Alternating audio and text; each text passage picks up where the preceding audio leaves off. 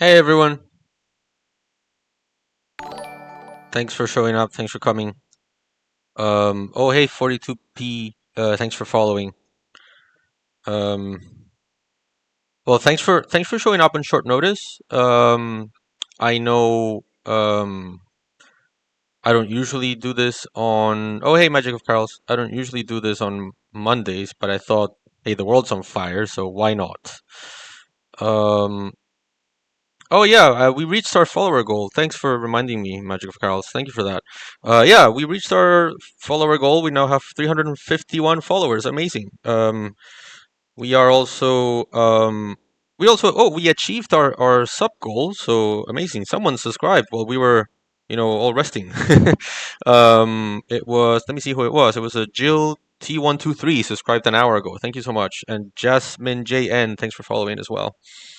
Um, Look, I thought I would do this emergency stream. Oh, hey, Praveen Andy, how are you? Um, because I think the situation with Israel Palestine has gone to a point where I think everyone is a little bit in shock at the reality of what we're seeing. So right now, if you look at it in the perspective of the security situation, Israel, Palestine, and the broader Middle East, we have an international armed conflict between Palestine and Israel in the territory of Israel. It's in the territory of Palestine, which is what happens when whenever Israel attacks Palestine. Um, we have a non-international armed conflict in um, the conflict between Hamas and Israel. We have another international armed conflict between Lebanon and Israel, and another non-international armed conflict between Israel and Hezbollah, and then potentially another non-international armed conflict between Hamas in Lebanon and Israel. And then now, on top of all that, for several days now, the uh, the IDF has been willfully attacking UNIFIL, so the UN peacekeeping mission in Lebanon, UNIFIL positions in southern Lebanon. So this means that there's yet another um, international armed conflict between Israel and UNIFIL, which is an armed force and can be a member of an international armed conflict. And so, with this situation in chaos, with Tel Aviv being bombarded by Iran, Hezbollah attacking Haifa, and now recently attacking a military base as well in Israel, um, the situation seems to be spiraling out of control. We're expecting Israel to retaliate against Iran soon, so the region is on fire out of a desire by Israel to maintain absolute, permanent, complete security for its colonial project in Palestine. And so last night, to answer your question, Chief Steve, um, uh, while I was going to bed, I was already in bed, almost signing off from yesterday's stream. These gruesome images appeared on my feed of tents in a hospital burned up because of a Israeli attack. Um, and you could see, as the information started to pop up, as we started getting more and more images, we saw people desperate running to try and help people that were trapped inside the fire. And there's an image that will haunt me forever that I will not share here because honestly, I don't like sharing these images. I much rather, if you can stomach them, if you can handle them, you can go look for them, but please be mindful of your mental health, because watching a lot of these images is not good for you, and um, we need you healthy. Okay, so consume them little by little. Um, so we see this image of a kid attached to an IVI, an intravenous injection. So tied to a chair, to a bed, couldn't move from that bed, burning up alive. And you can see in the video that he's burning up alive. I watched the video without sound because I don't want to listen to that. And it's just a level of callousness. Like in the meantime, I'm seeing like um, accounts complaining that there's a hole next to a UN watchtower, and apparently that is worse than a person burning up alive. Um, so in that moment, in that situation, for me, it was like, okay, this is too much. Oh, and Rani Nessa, thanks for following. I just saw that you followed. Um, for me, that was just too much. I honestly, I have a pretty high tolerance for images, like of suffering. I have worked with human rights for a long time. I've worked at human rights NGOs. At one point, it was part of my job to like monitor whenever body pieces popped up in the shores of a specific country to make sure to know how many people were being dismembered at a particular point in time. Red Guile, thanks for following. Um, so I'm pretty resistant to these things. But honestly, to me, it's gotten to a point where it's even for me, it's too much. Right? It's a level of callousness and lack of concern for civilians, to the point where the International Commission of Inquiry for Palestine, recently said in its latest report that it believes that what Israel is doing is a direct targeted attack on the healthcare system of Gaza. And then a hospital burns up like this. Tents burn up like this. In the context of a military operation, as far as we know, a military operation following the Jura Island plan, which has as its rationale, has as its oh, hi Koirum Nessa, lots of Nessas joining. um, I as like joining this plan, following this plan, this Jura Island plan, which basically states, from what we know, and we know from reliable sources in Haaretz, the Israeli journal, that this is likely what um, Israeli the Israeli government is pursuing in northern Gaza. It's a plan to besiege northern Gaza, order the evacuation of people from northern Gaza again to supposedly safe zones, although we know that those safe zones are not really safe. And then when that area is besieged, um, and mind you, the people that are being asked to evacuate are not being given any kind of humanitarian infrastructure to be evacuated. And once the evacuation is over, then everyone who remains is a target. I'm sorry, that plan is a plan for extermination, right? I mean, if that is what's going on, if that's the plan that's being implemented, that is a genocidal plan. There's just, I mean, it's just callously so, shamelessly so, right? So in the context of this operation that Haaretz thinks might be underway, this hospital burns up and this kid burns up alive alongside, I think, 3 or 4 more Palestinians, um, who join the huge number of Palestinians already killed, who join Hind Rajab, who died, 500 bullets shot against her car. Um, I have a running thread on Twitter every time something awful happens, where I ask, "Do you condemn um, this date? Right? Do you condemn October 14?" It is very long because it is extremely long, and at some point, it starts to be too much. And when we're in a situation where so South Africa went to the to the International Court of Justice in the United Nations. The International Court of Justice issued provisional measures. The provisional measures were not complied with. The court ordered Israel not to go into Rafah. Israel went into Rafah. Ordered Israel to protect civilians. Israel is still doing the same thing it's done all along because it says that it is protecting civilians against the counsel of everyone. Basically, the ICC is not issuing arrest warrants because of delay tactics by Israel and other states to delay the issuance of the arrest warrants. Um, then the UN Security Council is unable to act because of the US veto. And whenever it acts, whenever there is an actual resolution, it's not complied with. right? Um, direct negotiations are not working because Netanyahu keeps rejecting peace deals. What else, right? Uh, there's this. Oh, hi, Satkilzit. This is your first time chatting, so welcome to the community.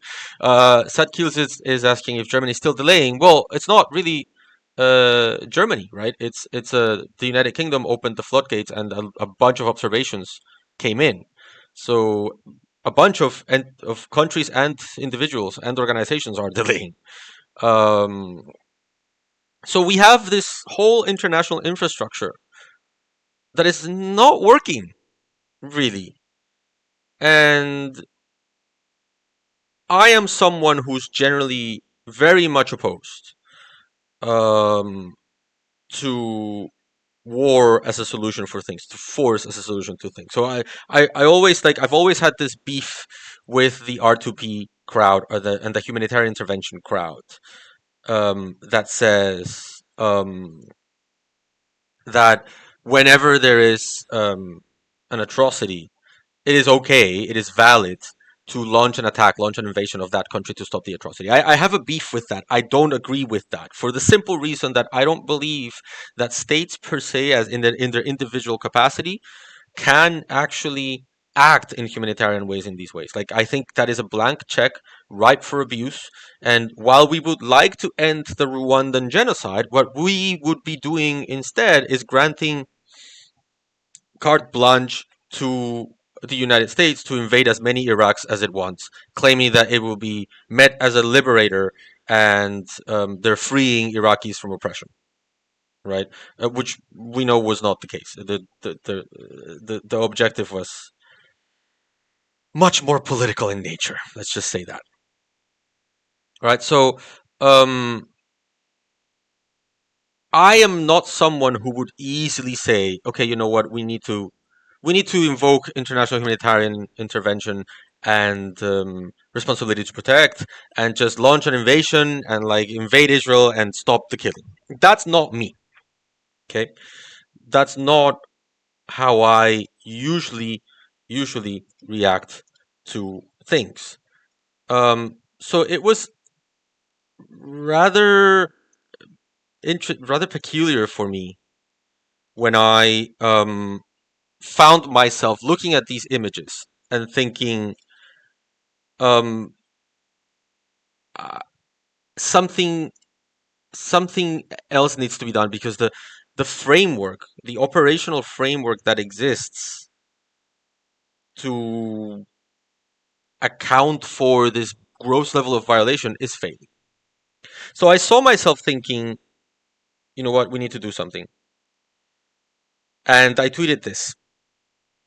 And I really do mean when I say I do not say this lightly. I really do not. I do not think that use of force generally solves anything. Um, so the fact that I'm saying it should be evidence of just how bad things need to get. Because like in the Latin American context, for example, my Venezuelan friends always tell me it's time for a military intervention in Venezuela. And what I always tell them is that would fix nothing. That wouldn't do anything. Because what would happen is probably a civil war and then occupation and then lots of people dead and then to get rid of a dictator you end up with a war situation there. So I am not in favor of interventionism of military occupations or any sort. So believe me when I say that I do not say this lightly. But given the gross, absolute, pathetic, disgusting, double standard failure of international institutions and the international system to address the situation in Israel Palestine, I do think it may be time to start thinking about how Palestine can request assistance from the United Nations General Assembly. And for, I mean, at that time I said France or any country, ideally with some legitimacy in within um, like some NATO ally or something like that that can garner legitimacy. And because if it's just like say Jordan, Jordan alone won't do it because then it will be destroyed, right? So some friendly nation within the West to lead a uniting for peace resolution that allows UN forces to basically stand in the way. And I wanted to explain what this means. I wanted to explain why I'm saying this and thinking this. And then I will answer all your questions, I promise. I see that the chat is populating, so I just want to make sure that you know that I'm going to answer your questions. So what is this? What is it that I'm saying? I'm not saying. I want to make it clear. I'm not saying that the United Nations should set up a coalition of the willing and yeah, venture capitalists. It doesn't really need to be France. I just said that in the moment. Some it can be Spain, it can be Norway, it can be Ireland. You take your pick. France's advantage is that it is in the Security Council and the permanent member of the Security Council. But again, like so, the way what I'm asking is not for this like invasion of Palestine. I'm not asking for that. I don't think that would solve things. What I'm asking for is putting a UN force in the way in a purely defensive fashion, similar to what's going on right now in Lebanon, where Israel is demanding that Lebanon withdraws its forces. That's Lebanon, sorry. The UNIFIL is demanding UNIFIL withdraw its forces, and UNIFIL isn't. And so it's more complicated for Israel to advance in Lebanon and carry out its policy, which it has already stated consists on destroying entire villages in the south of Lebanon. Right? So it would embarrass, it would difficult action, and then I mean that itself would make it more difficult to carry out military operations in the region. Now, I'm not saying this would be easy. I'm not saying this wouldn't be complicated. I'm not saying this wouldn't be reckless in that it is taunting an Israeli-US alliance that is already very much unhinged. But I am saying that something needs to happen, and at least the very discussion of this possibility might lead to some results, more than just, let's say, um, more statements or more delays at the ICC or a judgment at the ICJ that's gonna take a while to, to happen. So the general idea for me would be be in the way.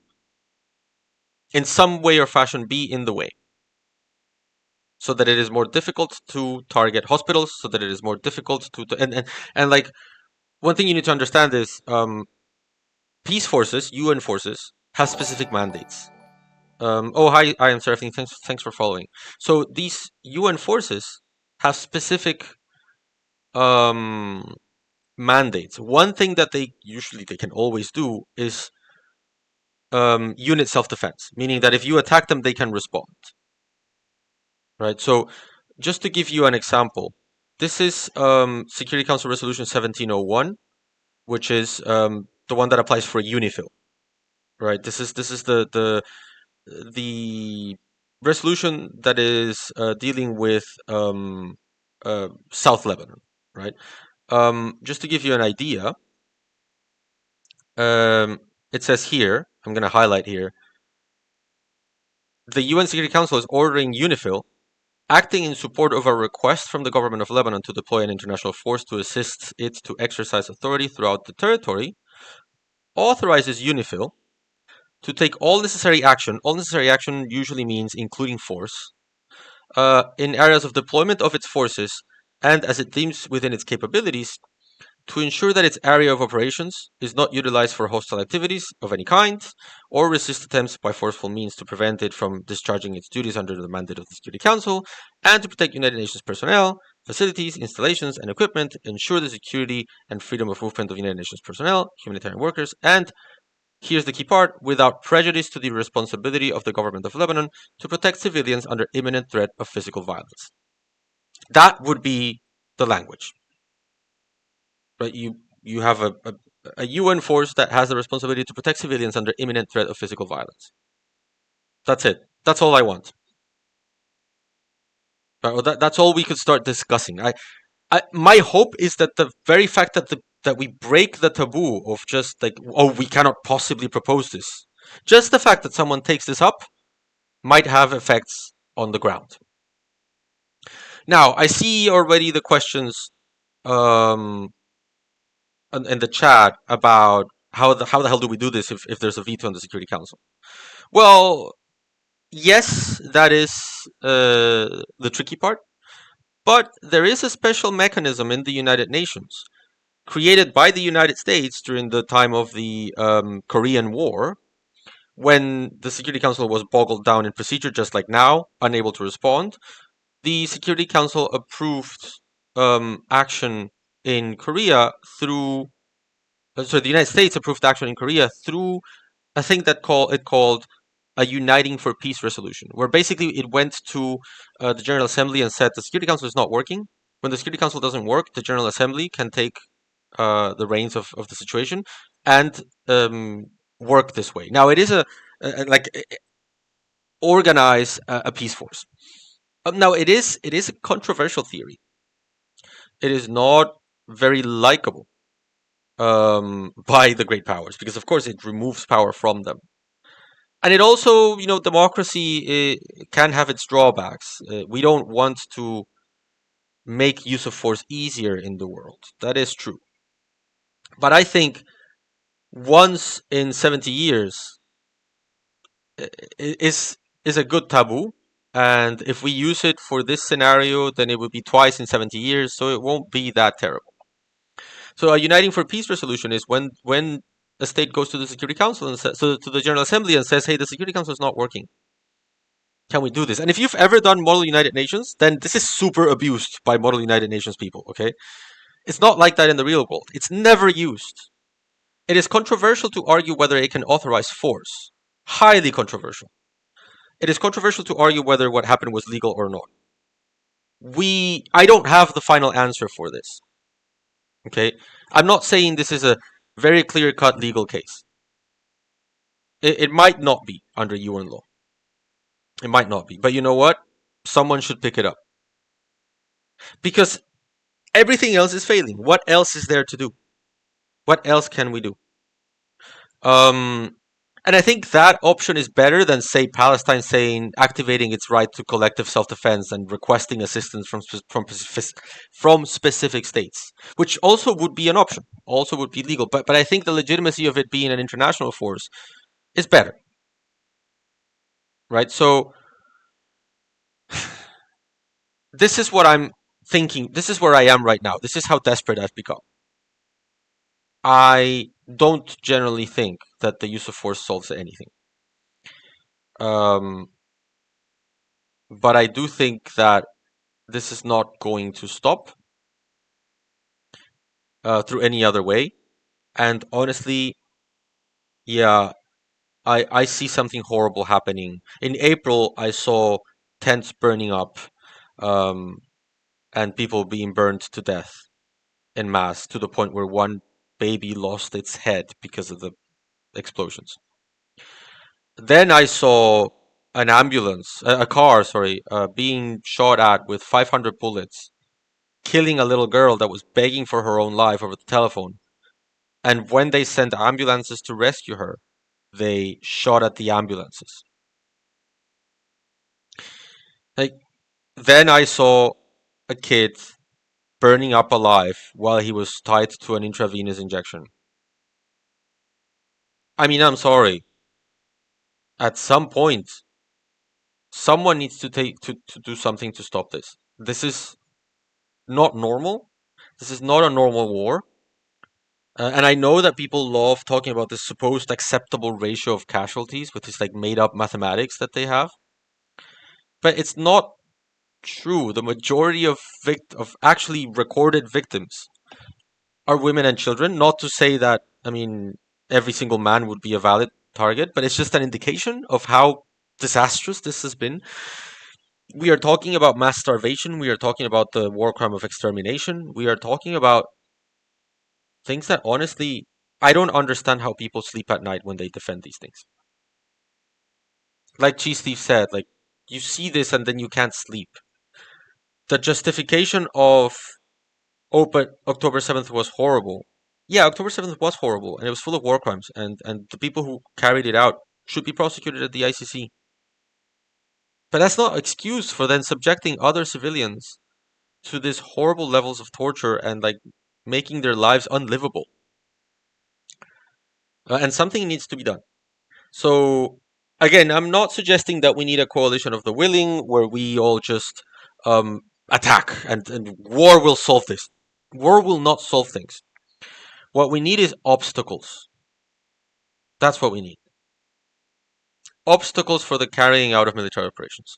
So, and my hope, my sincere hope is that if this becomes an actual talking point, if someone actually takes this up, then maybe, just maybe, that'll be enough. You know, just like Nicaragua's lawsuit against Germany reduced the amount of weapons that Germany sent to Israel.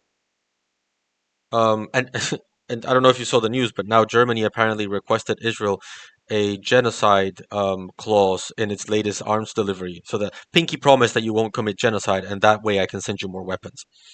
Um, but just in that way, that where international legal developments stall the onslaught, even just that might be sufficient.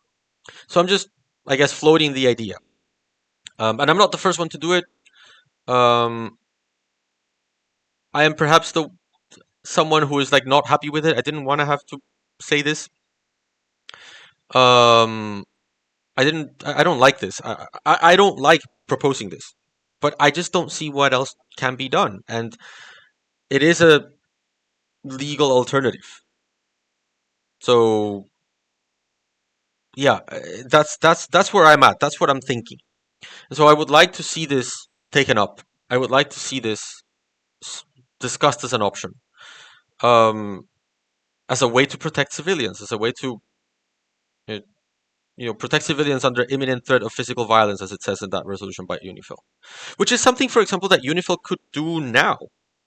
Like UNIFIL, while on Lebanon, being attacked by Israel, it does have a mandate to protect civilians. So theoretically, given that Israel under Resolution 1701 does not have the right to like enter Lebanon, it could protect civilians in the same way.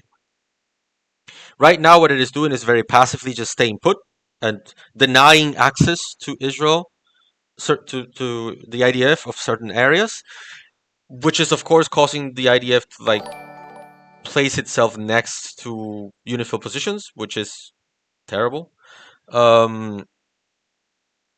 But yeah, that's what I'm thinking. That's where my mind is. And D Marcus Piris, thanks for following. Um, yeah, and I thought it was important to just say this. So I thought this would be probably a quick stream. I'm not going to be talking for 2 hours. I just wanted to say this, right? That I think it's time to change the dynamic. I can't take it anymore. I don't know if I don't know if you agree with me that I can't take it anymore. Um, okay, so let me see the chat. Um, so I think you guys asked if there was a UNSC approval needed. I think I already answered that. I think you uh, it's not set in stone legal, but it is legal enough to say that you can go to the General Assembly in very extreme circumstances. So what I'm saying is, yeah, push the law, stretch the law. It's time to stretch the law. We've been working through to the letter right now, very much to the letter. Palestine has been acting very much to the letter of the law. South Africa has been acting very much to the letter of the law. Stretch it. I mean, heck, just stretch it. Stretch the law. Do it. See what happens. Right? At this point, when the law is being violated to this degree, stretch it for a better cause. Right? If Israel can claim that a hospital loses its protection if it's used by Hamas once, let's assume that Hamas actually used a hospital. And then Israel says that means that that hospital can now be targeted at all times and can be completely destroyed, and its humanitarian function can be completely destroyed. And after the humanitarian function can be destroyed, Israel can occupy that hospital and turn it into a military base for a prolonged period of time, therefore denying the local population access to humanitarian um, services because the hospital is being used as a base by the IDF. If Israel can stretch the law that much, we can just go to the General Assembly and say, "Hey, how about you request? Um, how about you start organizing around a potential UN force with defensive capabilities in Gaza?" So yeah, stretch the law, push the limits. It's time, right? It's not like I'm. It's not like we're suggesting anything um, um, blatantly illegal. Like I said, there's precedent. Um, so who else? Let me see. Let me see what else. Sork mid 123 says, "Do you think the ICC will issue arrest warrants before the end of the year?" Look, I've been hearing from friends and colleagues for the past few months, several times, um, people speculating, telling me, "Oh, it has to be today." Like, "Oh, it's probably today." Or one day I received notice from a journalist who said, "Oh, I've received like information that the arrest warrants might come in today. Would you be available for commentary?" And they didn't come, and they didn't come. So after a while, I don't know. They should have come out already. Like I don't understand the delay. I think Israel has submitted its own communications, and the ICC is going to wait to read them and address them before releasing the request for arrest warrants when it doesn't really need to. It can just say this is a different procedure. Um, and so, yeah, I am not. I would love to be able to tell you, yeah, sure, of course, the end of the year is far away. I don't know because this should have lasted weeks, at the most a couple months. Now it's sort of ridiculous. So I don't know. I don't know when the arrest warrants are coming. I've given up trying to guess. Um, So Peruvian Andy says, "I think I read that Israel already gave up on the hostage negotiations, that they are not even trying anymore." Well, they have rejected several deals under the argument that, they want a military solution. So I don't think Netanyahu I honestly don't think Netanyahu is interested in securing hostage releases through peace. I think what's going on right now is that, honestly, I think Israel has realized that the discourse is going to change after this. There's going to be an after and a before and an after its response to October 7th. And once the response is done, two things are going to happen. One, Netanyahu is going to be out of a job because there's going to be new elections. And two, Israel is going to have a tough time diplomatically achieving its goals from now on. Because I don't think anyone wants, not even the UK wants a repeat of this. The UK is happy to go along while it's happening, but I don't think it would be, if we get to a circumstance of like, okay, it ended, I don't think it's convenient for the UN to restart it. So I think they would put some diplomatic brakes on this because Israel has now achieved pariah levels unheard of in its history.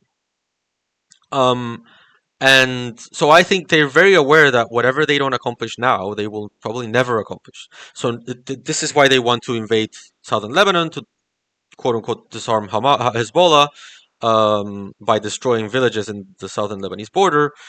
This is why they want to strike Iranian nuclear sites at the same time as invading southern Lebanon, while they are reoccupying northern Gaza, while they are also like doing military operations in the West Bank.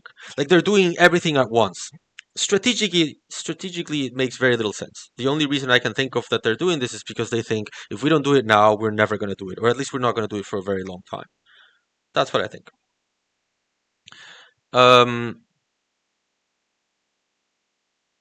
Venture capitalist says, "But what if a state is hell bent on wiping out or conquering or carrying out massacres in another? How do you respond to that if not with war?" Well, I would need to see specifics. There is also, of course, collective self-defense. I just think that in this circumstance, you need to be very careful because you are going against the global military superpower that is supporting an ally that is basically embroiled in a genocidal logic, right? So I don't think a coalition of the willing going in guns blazing with, like, I don't know, Russian or Chinese support would do much good. It would just create a bigger war and more Palestinians would die. So I don't want the bigger war. I just want, given that Palestinians are so clearly and obviously not considered as human beings, that's essentially my conclusion. Palestinians are not seen as human beings, period. Given that they are not human beings, then put human beings in the way. Right? There's a reason why Israel is so pissed off at the Irish. Because the Irish are human beings. So put human beings in between Israeli missiles and Palestinian lives, since Palestinians cannot be deemed human beings. That's my point. That's all I want. It's that simple. Palestinians are not seen as human beings. Okay, who do you want to see as a human being? Whoever it is, put that human being in the way. And sure, Israel will say that they are human shields, but at least they'll be human shields. Because Palestinians are not considered as human shields. They're considered as acceptable deaths. So that's all I'm asking. If you won't consider Palestinians as humans, then the UN should put human beings in the way of your guns, in the way of your missiles. And I mean, if you follow this channel, you know that I don't normally speak angrily. I normally don't raise my voice. My little microphone array here down, it's going crazy. It's like red all the time, red, red, red. I'm getting to red all the time because I'm angry. I'm pissed off. At this point, I don't know what else to do. I just saw a human being burned alive. The Not the first human being burned alive, mind you, that I see. So I just can't take it anymore. Rosova Tolerance says, I think simply stop feeding Israel killing machine more weapons would stop it. Yes, but that's not gonna happen. I mean, we are in such a level of hypocrisy that Germany, a country that has carried out at the very least 2 genocides, the Herero genocide and the Holocaust, and now is supporting this travesty in Gaza, is actually, according to Bild magazine, actually asking Israel to sign a genocide clause. Pinky promise that you won't use our weapons to commit genocide, which in essence means that they know that there is a risk of genocide. And if they know that there's a risk of genocide, then they have a legal obligation not to give weapons to Israel. And they still are. So what kind of crazy world are we living in here? So yeah, drying up the weapon supply would be great, but it's not. I don't see it happening. I don't see it happening. Um, let's see what else. Let me go to the chat again. Where are we? Let's see. Oh, Expert05. It's your first time chatting, so welcome to the community. You say, thank you for doing this. What would it take for the Uniting for Peace resolution? How come it's not yet even on the table? I don't think it's on the table because, like, imagine if Jordan proposes this. It would not be taken seriously. It needs to be, again, it needs to be a human that proposes it, given that Arabs are not human. So it needs to be a Western state that proposes it to be taken seriously. No one is going to take on the United States just like that. Someone needs to be brave enough to stand up to your ally, to their ally, the United States, and say, okay, enough is enough. I'm putting my foot down. That's why I suggested France. Again, I'm not asking for open war. I'm just asking for put a human being on the way of the missiles. Adara says, I don't think Iran is at the root of the problem. Iran is a symptom of the West and the US nation building and meddling in the Middle East. In fact, the current Iran regime was installed by the US. Yeah, I mean, there's a long history of Western actors creating their own, creating their own enemies throughout the region, right? So, not just Western actors, like the Soviet Union did the same thing in Afghanistan. So, yeah, I agree with this. Jartov says, do you think that the Yemeni forces attacking Israel trade routes would fall under this responsibility to protect philosophy? From what I've seen, their stated motivation is to end the Gaza genocide. So that's a very good question, Jartov, and I'm not sure I have a good answer for you or a final answer for you. I guess I would start with saying, first of all, what are they? What are the Houthis? Um, because there is a recognized government of Yemen that has recognition at the UN, and that controls part of the territory. And then there's the Houthis that control part of the territory, control the capital, and are acting as if they were the government, but they are not recognized by anyone else. And usually, um, usually there's some level of involvement of legitimacy involved with recognition of governments. So if no one recognizes you because no one considers you legitimate, then are you the government of Yemen? I don't know. I don't have the answer. I haven't studied this with enough detail to tell you, but it depends on what they are, right? Because then, if they are not the government of Yemen, then R2P is not open to them. R2P is a state right, right? And then again, there's the problem of so is this legally lawfully a blockade? Like imagine that they are the government of Yemen, right? Which I find contestable. I'm not sure. I don't think they are.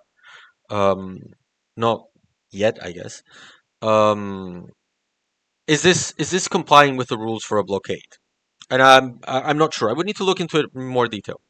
But those are the two things that you would need to look at. One is responsibility to protect open to them, meaning that you would have to consider them the government of Yemen. And number two, is what they are doing with to these ships a valid act of blockade? Meaning that they are conducting inspections as opposed to like just shooting at um, ships that just cross the area, right? There's a legal way to do a blockade, and I'm not sure. I don't have enough information, but I'm not sure if this is the case. So those are the two factors that you would need to study, Jartov. What else? So, uh, expert 05 says not so sure about the change in France. The newly appointed Minister of Interior's first legislative plan is to ban anti-Zionism as a new modern form of anti-Semitism. Oh God, doesn't bode well for the peace movement, peace anti-war movement, and pro-Palestine movements in France in the future. Yeah, that I didn't know that. That's very unfortunate. Um, obviously I don't think that anti-Zionism is anti-Semitism. And I mostly like if you grab the um, official definition of anti-Semitism as the IHRA, I think it's called definition. It says that it is anti-Semitic to hold Israel to a different standard, right? If you criticize Israel, that is okay, but if you criticize Israel using a different standard than the one you apply for all other states, then that would be anti-Semitic. And I think that anti-Zionism, as an anti-colonial, as a colonial ideology, is subjected to anti-colonial critique, and that anti-colonial critique is not exclusive to Israel. The same anti-colonial rhetoric that I use to criticize anti-Zionism is what I use to criticize Zionism is what I use to criticize colonialism in Peru, to criticize indigenous discrimination in Peru. So I don't think anti-Zionism meets the definition of even the IHRA definition of anti-Semitism. Because anti-Zionism, by its very own definition, as an anti-colonial stance, uses a theory that you can apply, and I apply, to mostly every single post-colonial state that exists, and to every former colonial empire. The same thing that I want Israel to go through decolonization is what I want Peru to go through, is what I want the US to go through, is what I want the UK to go through. I want every single country in the world to decolonize in the same way that I want Israel to decolonize. So I don't think anti-Zionism meets the definition of anti-Semitism, even under the very expansive definition of the IHRA. I think that's the acronym. I'm not sure. Well, whatever. I don't have that at hand right now. Rosova Tolerance says this is straight up what colonial frontier culling of Indians would look like if the settlers had access to Twitter and high-tech weaponry. So this is actually an interesting point because I just saw this video by Bill Maher. I might make a video on this. I might make a reaction video to Bill Maher's latest like segment where he talks. Oh, it is ridiculous to say that Jews are colonizers in Palestine or in Israel in the same way because it would be as saying that Native Americans can be colonizers in the United States. And it's such a disingenuous argument. It gets the history so wrong because the process of decolonization does not require ethnic cleansing. When I say the United States should decolonize, I don't mean that we should grab Central Florida, expel the entire population of Tampa and Orlando, and then replace it with Seminole indigenous people.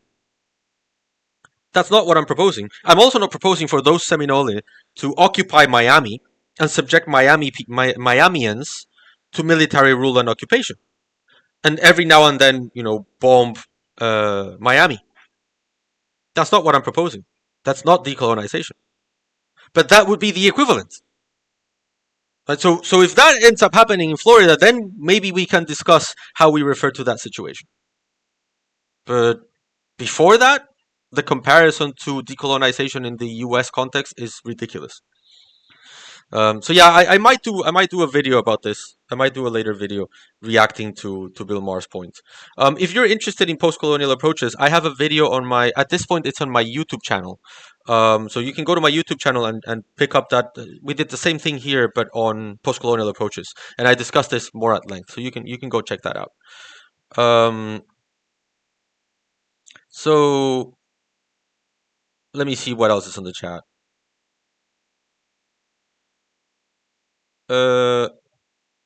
So Magic of Carl says it's worse. They ask them not to commit genocide with their weapons. Could just be with someone else's. Yeah, that is part of the problem with this stupid idea of the genocide clause, right? It sort of implies that you can commit genocide with other people's weapons, just not mine. It's so, from a legal point of view, so ridiculous that only a politician looking for clout to hide behind could have thought of this. Because legally, it's counterproductive to Germany's own case at the ICJ. I think Germany has self-owned itself and lost for itself the case against Nicaragua with this move. If this is true, they just lost the Nicaragua case. Toby B says, you're starting to convince me it may be one of the only ways around a blockaded UNSC, as the original proposal for the Genocide Convention was. I mean, I'm desperate. I just want to stop seeing people burnt alive in my feed. I want Palestinians to be treated as human beings. And if the only way for Palestinians to be treated as human beings is to put someone that Israelis consider is a human being in the way of the bombs, then so be it. Bernhunk, hey, hopefully someone answered your question. Yeah, someone did. Okay, cool. Welcome, Bernhunk. Nice of you to show up.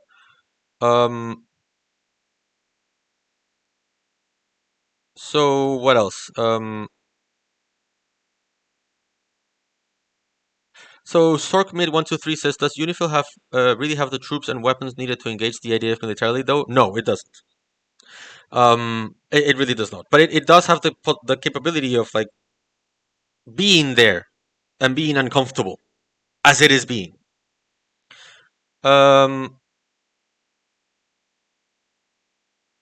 So what else? Let me see.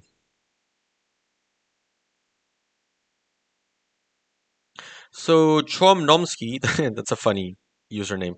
Chomnomsky91 says, would the warrants really make any difference?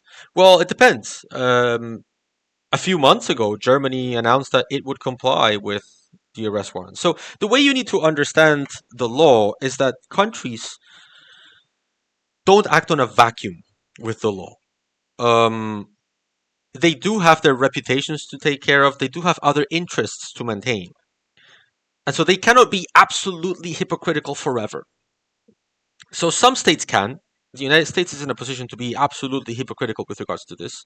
But Germany isn't, because Germany has an interest in the in the system of the criminal law system working because the international criminal law system was born out of the collapse of the Nazi, um, Holocaust. So Germany cannot afford to destroy the inheritor of Nuremberg because it needs to maintain this um, national image of we are atoning for the Holocaust, right? Rightly so, atoning for the Holocaust, of course. Um, but that is a strategic interest for Germany, and Germany refers to it as its reason of state. The reason for the German state to exist is to atone for that. I think rightly so. I think it should atone for the Holocaust. It just shouldn't atone for the Holocaust by supporting Israeli genocide of Palestinians. Um, and so I do think that Germany would be in a delicate position because it could not simply ignore the arrest warrants, because then international criminal law would lack legitimacy and a bunch of African states would quit the ICC, and then the legacy of Nuremberg would be destroyed through German actions. I'm not sure Germany can be that callous. So it would put Germany in a complicated position. There's a reason why so many actors are trying to postpone the issuance of the warrants. So yeah, I do think the warrants would make a difference. What is the most likely reason why the ICC is not issuing them? Says Kai Lastras. Well, I think it's because there's too many procedural delays. There's been like 80 observations that the court needs to read and address, and so now the issuance of the arrest warrants will need to address all of these arguments. And it's complicated, it takes time. And then when they were almost done, Israel submitted their own observations, and I'm sure that the ICC will want to respond to Israel. So it's procedural delay, basically. Um, so expert says when the dust settles and this genocide will enter the realm of West shoulder padding and memorial porn, do you think there is hope for justice? So I do think there will be a before and after. I do see the narrative and the discourse shifting. I mean, I think there are things that I used to say in a very lonely way in the past. Basic stuff like Palestine is a state. Um, used to be a very lonely position. I remember when I was first studying law and I read James Crawford for the first time. James Crawford is one of the most accomplished, famous, respected international lawyers of the 1990s and 2000s. Really a giant of international law. Huge respect for him. But he wrote a book on the creation of states. It's called The Creation of States Under International Law. Very famous book. And he said that Palestine was not a state, it was only an aspiration. And sent the movement for Palestinian statehood backwards several years in 2007. Back then, Peru recognized Palestine at around 2010, 2011. So around that time, I started saying, "No, this is stupid. Palestine is a state. I don't care what Crawford says. I have huge respect for him, but I don't care what he says. Palestine is a state." And it used to be a very lonely position of mine. And now it isn't. Now I think most scholars agree that it is a state. So I think the discourse is changing because of this, and it angers me that this process of introspection, Western process of introspection, the West changing its own mind, is coming at the cost of so many gallons and gallons of Palestinian blood. It's like you're seeing the generational change in mindset. So that the West can then say, yeah, the Gaza genocide was horrible, pat in my back, let's memorialize it, let's build museums. And that change in mindset, that change from the Generation X and millennials to the Zoomers, to Generation Z, yeah, the price of the West learning that this is how things are is hundreds and hundreds of gallons of Palestinian blood. It angers me. I don't know if there'll be justice. I'm from the generation that opposed the war in Iraq. There's been no justice for that. So I wouldn't hold my breath. I don't know. I'm hoping that the ICC can move forward.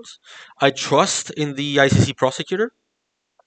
But I don't kid myself about justice. Like, it's one thing to say, will Israelis be prosecuted at the ICC? I think there's a very fair case for that. That Israeli leaders will be prosecuted at the ICC. Yes, I do believe that will happen. Will there be a positive ruling by the ICJ on this topic? Possibly, yeah. I do believe that it is a genuine case now that South Africa can win its case. I think I'm more optimistic now than I was when the case was first brought up. I do think there's a legitimate chance. Now, justice, that's a different thing. Full justice, I don't know. Restorative justice, I don't know. Reparative justice, I don't know. Oh, hey, Madalena Day, how are you? Madalena is asking, how can procedure at International Criminal Court change in terms of response to charges by ICC prosecutor in a request for arrest warrants be issued? How do you know of procedures in other courts make a parallel? I'm not sure I'm understanding your point, but I'm not a procedural lawyer, unfortunately, so I'm not so sure if I can answer your question. Um, so sadly, I'm not so sure that I can answer this question in a coherent way. Toby B says that Ireland and Spain are now openly pushing to suspend the EU-Israel Association Agreement. Interested to see how many other states will follow suit. I think this is the right thing to do, for example. I think this is actually in compliance with the ICJ's advisory opinion, so it shouldn't even be controversial. Madalena is asking who and what else can issue a request alongside the SEC's prosecutor? Just the prosecutor. Something happened in the activity feed.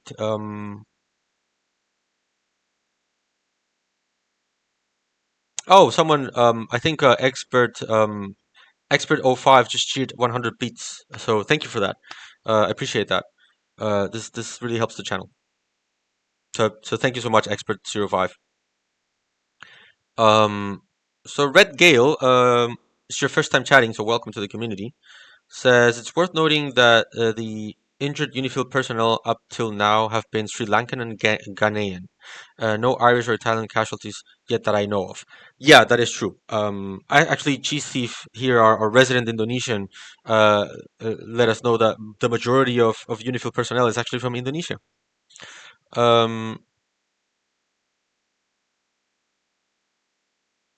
Hey, Jasmine JN, it's your first time chatting, so I think I know who you are. So hi, welcome to the community. Oh, hey, the Silly Series, how are you? It's been a while. I've missed you. So the Silly Series says, so if this were to go to the UNGA, what would they ask for? A peacekeeping force? Yeah, pretty much. You would ask for a peacekeeping force. Yeah, pretty much. Okay, I've been here for an hour, so I'm gonna start wrapping this up. So I'm gonna choose a couple more questions, and then I'm gonna go have my dinner. Um, let me see. Uh, so Chom Nomsky says, I just saw on Twitter Alexander Schwartz on behalf of ECCHR said they plan further lawsuits against experts from Germany. Oh, that's great. Just one person out there. How are you?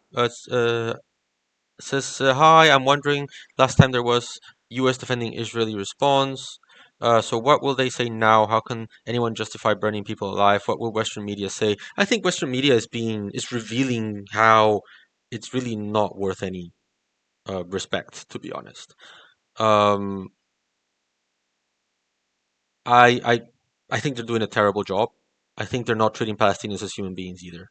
There are counted exceptions, but most of the best reporting I've seen has come from Arab journalists and journalists based on the Middle East.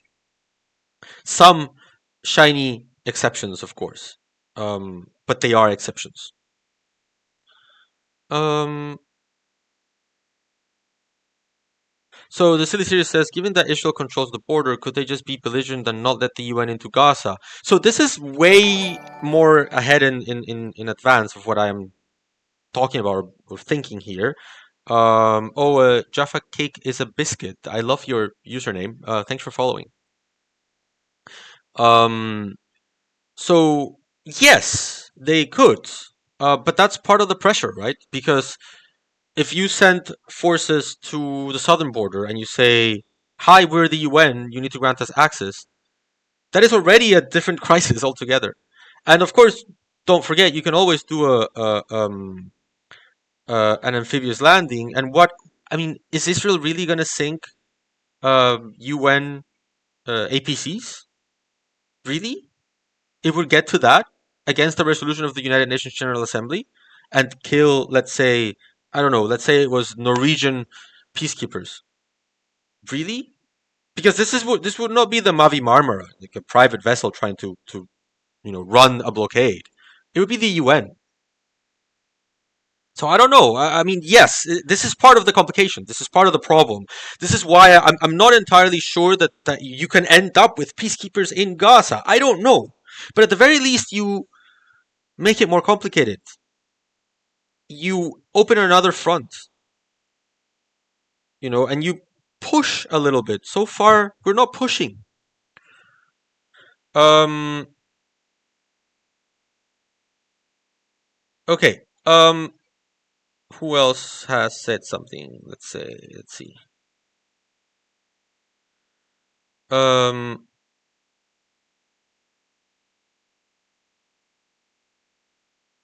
oh, hey, Jens, how are you? Jens Vickers is here. Um,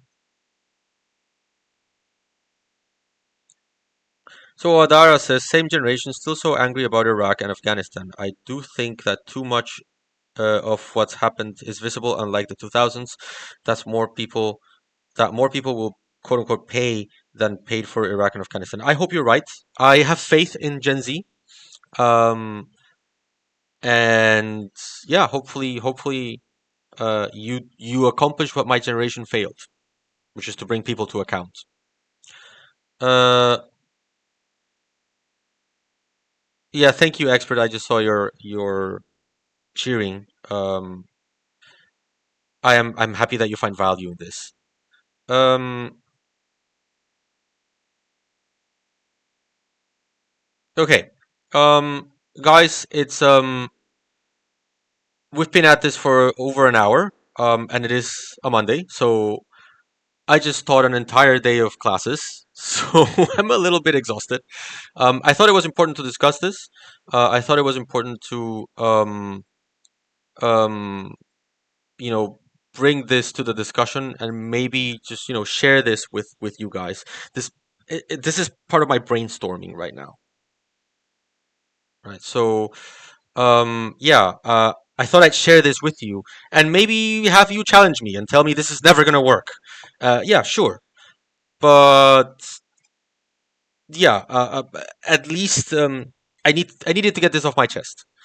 Um, oh, Demarcus Pierce, it's your first time chatting, so thanks for that and welcome. So yeah, thank you so much for popping by. Thank you so much for showing up. I really appreciate it.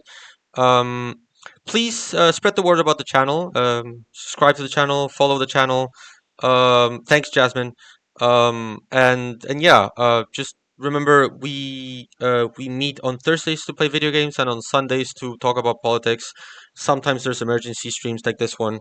Tell your friends about this.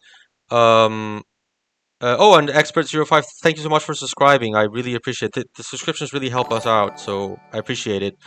Um, and yeah, I guess I guess keep hope. Although probably after this, you don't have a lot of hope. Um, I am at my limits, and this is why I'm trying to think outside the box. Um, all right, I will see you on. I'm so sorry, Magic of Carls, that you have no hope. Um, it is a pretty hopeless time. I will see you guys on Twitter. I will be hanging around there. Right now, I'm gonna go cook my dinner. Okay. Thank you so much. I really appreciate it. Thanks for spending your Monday evening with me. I will see you on Thursday and then on Sunday. Okay. On Thursday, we're gonna play Baldur's Gate. Cheers. Take care. And thanks for picking me to have your discussions about this topic. Really appreciate it. Bye.